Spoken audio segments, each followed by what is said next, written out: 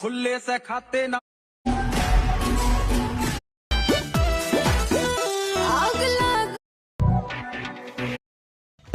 कदों में कितों दी टिक टिक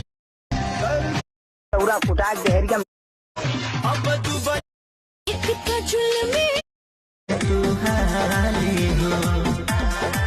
हमारा प्यार